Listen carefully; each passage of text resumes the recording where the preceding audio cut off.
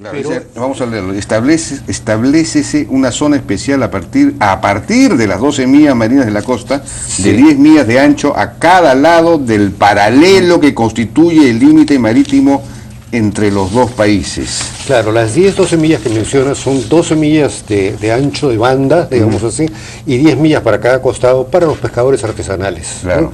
¿No? Y ahí está el paralelo famoso. Entonces, por eso es que se han mencionado las millas esas solamente para determinar cuál es el paralelo, ¿no?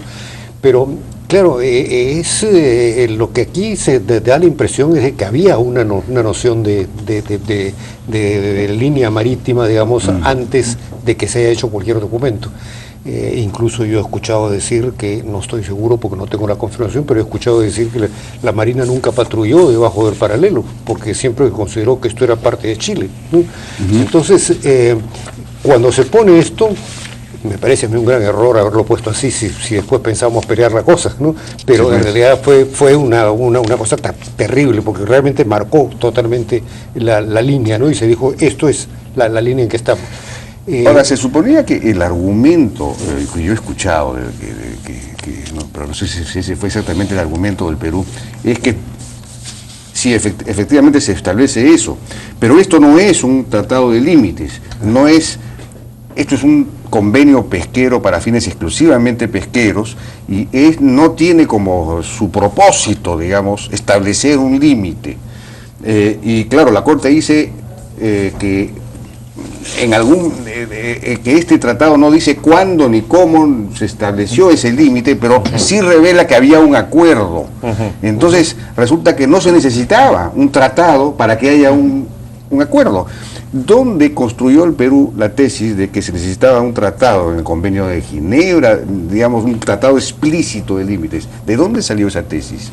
Bueno, la propia jurisprudencia de la Corte, Jaime, sobre todo el año 2007 en adelante con Nicaragua, Honduras, señala, y de ahí la confianza del Perú en ese punto, que se requería de un tratado explícito. Y es más, deniega, por ejemplo, los argumentos de una de las partes en Nicaragua, Honduras, diciendo que el documento que habían presentado no era suficientemente prueba de que fuera un tratado porque carecía de coordenadas geográficas, etcétera. Entonces ha contradicho su propia jurisprudencia. Hoy día incluso el agente peruano y uno de los abogados peruanos ha señalado su extrañeza en relación a ese punto, porque en realidad es extraño. ¿Por qué? Digamos, estamos discutiendo el fallo, aunque ya sabemos todos que hay que cumplirlo, pero llama la atención porque, como tú bien dices, no dice que el convenio del 54 es el tratado de límites, sino que el convenio del 54 es una prueba de que había un acuerdo de límites. Sin embargo, dice la Corte, hay que reconocer que no se sabe la fecha precisa de ese acuerdo, ni se sabe en dónde consta y además no se sabe tampoco hasta dónde llega. Incluso llega a decir que es un acuerdo tácito. Dice entonces, que es un acuerdo tácito. Convalida la posibilidad de que haya un acuerdo tácito. Exactamente, sobre un tema de límites marítimos, ¿no? Eso es, desde mi punto de vista, muy cuestionable, pero bueno, ese es el criterio que asume la Corte. Quizá hay otra perspectiva del asunto. En realidad, lo que está diciendo la Corte es que había un acuerdo anterior que era prácticamente de derecho, digamos, consuetudinario, ¿no es cierto? La gente sabía que hasta ahí era el límite, ¿no? ¿Cuándo se hizo ese acuerdo? ¿Se hizo con un tratado, con un papel o no se hizo? Eso no se conoce nada, ¿no es cierto? Pero se sabe que la gente lo sentía de esa manera. Ahora, en derecho tenemos, yo no soy internacionalista, soy jurista, pero no internacionalista, pero en derecho tenemos un principio que se aplica en general, ¿no? Y que en este caso yo creo que también tiene que aplicarse, que es el principio que se llama los actos propios. Cuando tú has hecho algo en un cierto sentido que das a entender, por ejemplo en los contratos, que tú das a entender que este contrato lo interpretas de tal y tal manera, no te puedes dar marcha atrás. Entonces es necesario aceptar que no solamente es el texto formal, sino es también el espíritu que está detrás, es lo que has querido decir entre líneas, ¿no es cierto? Todo eso funciona y eso es el acto propio, y una vez que se ve que hay un acto propio hay que respetarlo. Entonces yo creo que en este caso lo que pasó fue eso, es una aplicación de la teoría de los actos propios. No nos olvidemos que nosotros los actos propios fueron tales hasta el año 86, en que el Perú envía a Miguel Bácula a plantear el tema a pedirle a Chile sentarse a delimitar. Hasta ese momento llegan los actos propios, ¿o no? No, pues porque los actos propios no es una continuidad, los actos propios es una situación. Se ha creado esta situación, tú has declarado de alguna manera que esto es así, y esto es así para siempre. Yeah. Claro, que después se modifique por un acuerdo en otras partes o lo que sea es otro problema, pero en realidad el acto propio, la teoría del acto propio lo que establece es que esto era vigente así, vale, y un contrato nadie se puede retirar unilateralmente y decir, a mí, ¿sabes qué? Eso no me gusta. Claro, es que el argumento de Perú siempre fue que no estaban fijados esos límites de manera explícita, de manera formal. Yo creo que no era exacto. Por eso es que yo nunca, por supuesto, me pronuncié en lo más mínimo en esto en público sobre este tema, pero yo estaba convencido de que este tema era lo peor que teníamos, era donde nos podían aplicar la lanza. Claro. Y lo he conversado con todos mis amigos de Relaciones Exteriores, con la gente, digamos, así cercana, y claro, me daban a veces algunas razones que para mí, como abogado, no las puedo entender. Por ejemplo, me decían, en realidad de aquí esto es un acuerdo es un acuerdo de pesca y no de límites. Bueno, yo eso no lo puedo entender. Imagínate que tú y yo nos compramos dos terrenos vecinos y cada uno hace una casa. Y a ti te gusta la jardinería y a mí también, pero a mí me gusta sembrar rosas y a ti claveles. Y entonces dijimos, no pongamos muro y sembremos aquí en el jardín hasta que comenzamos a pelearnos por qué rosas o claveles vamos a sembrar. Entonces hacemos un acta. Y decimos, cada uno que planta en su jardín lo que le parezca hasta el límite de la sequía que pasa por entre los dos jardines, que es el límite del lindero. Bueno, eso es un acuerdo de plantas, es un acuerdo de rosas y claveles, pero si después se crea un problema entre tú y yo voy a la corte y le digo, señores, aquí está, aquí él reconoció que el lindero es la zanja, no hay nada que hacer.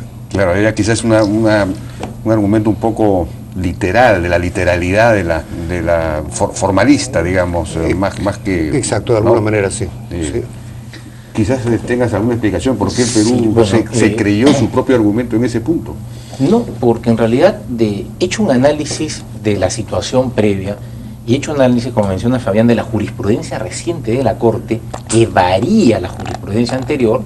Esta decía en el caso Nicaragua-Honduras, y lo reitera en el caso Rumanía-Ucrania y lo reitera en el caso Nicaragua-Colombia, que un tratado que versara sobre cuestiones marítimas no necesariamente implicaba un tratado de límites, y que un tratado de límites tenía que ser expresamente un tratado de límites. En ese sentido, los acuerdos del 54, aun cuando mencionan el tema de límites, están referidos a un aspecto específico que es la pesca. Si hubiese sido un tratado de límites, hubiera hecho lo que usualmente es un tratado de límites, que es determinar el punto de inicio y el punto final del límite. Que en el caso del mar no necesitas más, porque no es una frontera terrestre. Pero en esos antecedentes que acabas de mencionar, ¿son similares al peruano en el sentido de que habían algunos acuerdos, digamos, vinculados al tema pesquero? No hay ni dos fronteras, ni dos casos iguales en derecho al mar. Pero digamos, ¿en qué sentido los comparas entonces? No es que lo comparamos, es que se establece una regla de carácter general, que ya es independiente del caso específico, ¿no? La Corte establece una regla. Entonces, en función de eso, nosotros considerábamos que los acuerdos del 54 no podían ser considerados ellos acuerdos de límites. Lo sorprendente del razonamiento de la Corte viene al decirnos que en el punto 91 y siguientes, que el acuerdo del 54 no es un acuerdo de límites, sino que presupone la existencia de un acuerdo de límites que es de carácter tácito. Claro. Sin embargo, en los razonamientos de los puntos anteriores, la Corte te dice, las declaraciones de junio y de agosto del 47 son unilaterales y no constituyen un acuerdo de límites, estamos hablando del 47. Los acuerdos de Santiago del 52 no constituyen un acuerdo de límites, y sin embargo, 2 años después hay unos acuerdos que presuponen un acuerdo tácito de límites cuya fecha y cuya extensión no se puede determinar. Aquí no me deja muy buen sabor el razonamiento que se ha seguido para considerar a los acuerdos del 54 como un acuerdo de límites, pero eso es lo que ha facilitado que la Corte pudiera alegar la existencia de un límite en favor de Chile y a partir de ahí trazar pues el paralelo, ¿no? Y llegar a esta solución que tiene más visos de una solución de equidad en la zona en disputa. Bueno, ahora si me permites, fíjate qué inteligente, tú en un momento utilizaste la palabra salomónica para describir la Corte, y realmente fueron salomones muy sabios. Fíjate qué inteligentes han sido. Ellos en realidad, en el fondo, pensaban que la equidad debía llevarnos a una línea bisectriz. ¿No? Estoy convencido de que ellos estaban convencidos de eso, porque esto es un principio elemental y un principio que rige, salvo que existan razones de pacto que impidan esa situación. Entonces ellos se encuentran con que tienen efectivamente este pacto, ¿no? Que por el tratado del acuerdo del 24. Entonces, ¿qué hacen? Hacen una cosa de mucha inteligencia. Dicen, nosotros vamos a respetar este pacto, pero este pacto ¿hasta dónde se pescaba? Hasta las 80 millas. Entonces el pacto no va hacia hasta las 80 millas, sino hasta las 200. Claro. Y a partir de las 80 millas tiramos la línea equidistante. Claro. Entonces han combinado las dos cosas en forma realmente muy inteligente, me parece. Y yo creo que con esto, a mí mi impresión es que los dos países han salido ganando, porque los dos países en realidad encuentran una solución a sus problemas. Un país, bueno, tiene más territorio marítimo, el otro país en realidad quizá tenga menos, pero todo esto se puede solucionar en la medida en que Perú tiene mayor cantidad, Chile mayor calidad, por decirlo así. Mayor calidad en materia de peces, pero todo esto se puede solucionar además si comenzamos a trabajar juntos y si por ejemplo se comienzan a crear empresas pesqueras con capitales peruanos y capitales chilenos que operan en la zona, ¿no? Y entonces piden autorización a uno y a otro país, digamos, para las partes que correspondan, ¿no? Y comenzamos a unirnos, claro, que es lo que ya ha venido haciendo la economía, ¿no es cierto? Ya la inversión peruana en Chile es enorme, la inversión chilena en Perú es mayor todavía, ¿no es cierto? Entonces yo creo que por ese camino vamos a llegar a ser dos naciones progresistas.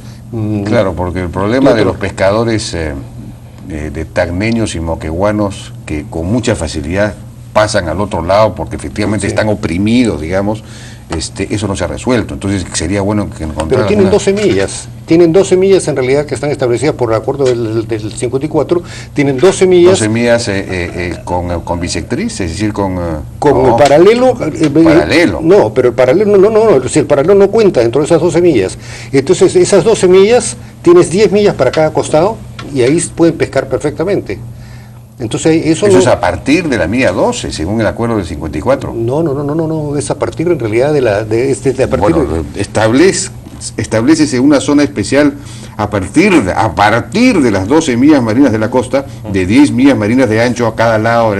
10 millas marinas de ancho a cada lado, o sea, claro. A partir de la milla 12, pero hasta la milla 12 es el paralelo puro y duro. Bueno, pero claro, pero la milla 12 casi te estás bañando, ¿no es cierto?, en la playa, ¿no? No tanto como eso, pero de todas maneras, en realidad estamos hablando de una zona en la cual pueden pescar los pescadores de sí, pero se tropiezan pues rápidamente con ese es el problema, creo que por eso fuimos a la Haya, ¿no? Tienes 10 millas, ¿no? ¿10 millas de qué? Tú estás reconociendo ahí que establecen 10 millas. Pero el paralelo. 10 millas, claro. Es una banda ancha a partir de la milla 12. A partir de es una banda ancha, ¿no es cierto? Ahí en esa zona.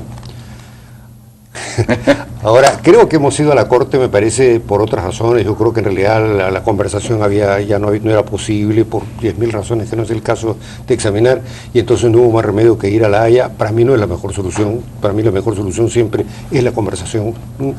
Conversamos en cosas tan difíciles como fue Ecuador. Digamos, el problema de Ecuador era dificilísimo, con susceptibilidades como las que existen entre Perú y Chile, también por razones de guerras, ¿no? Todo el tema de la frontera territorial, ¿no es cierto?, la conversamos también con Chile, ¿no? Entonces, para mí la conversación es pero Chile había respondido pues que no quería conversar, porque ya estaban los límites fijados y se acabó, señor. Todo depende cómo conversas y cómo negocias, ¿no es cierto? Cuando yo llegué la primera vez a Brasilia para ver el asunto de Ecuador, en realidad todos me miraban casi como si fueran a sacar del bolsillo un revólver o una ametralladora y parar contra los peruanos. Pero me hice amigo personal de cada uno. Comenzamos a tener cosas en común, lecturas en común, y poco a poco fuimos abriéndonos y diciendo, bueno, pero ¿por qué estamos a ver cómo es así, esto es así? Entonces, cuando hay voluntad de acercarse y cuando uno ofrece esa voluntad al otro, es más fácil también el otro. No siempre sucede. Hay gente que dice, no hay nada que hacer, pero no creo que aquí si hubiéramos llegado hasta ponerlo a prueba de ese nivel. Pero en todo caso, cuando ya estábamos en el año 60, ¿cuánto ha sido? Ya en la época de Alan García, ¿no es cierto? Cuando estábamos ya en la época de Alan García, ya no había más manera de conversar. Ya las cosas se han vuelto tan tensas que no había más que ir a la Haya. Sí, pues. Con todos los riesgos que eso implicaba para el Perú también. Bueno, tenemos que ir, me están pidiendo una pausa, ¿no es cierto? Y regresamos.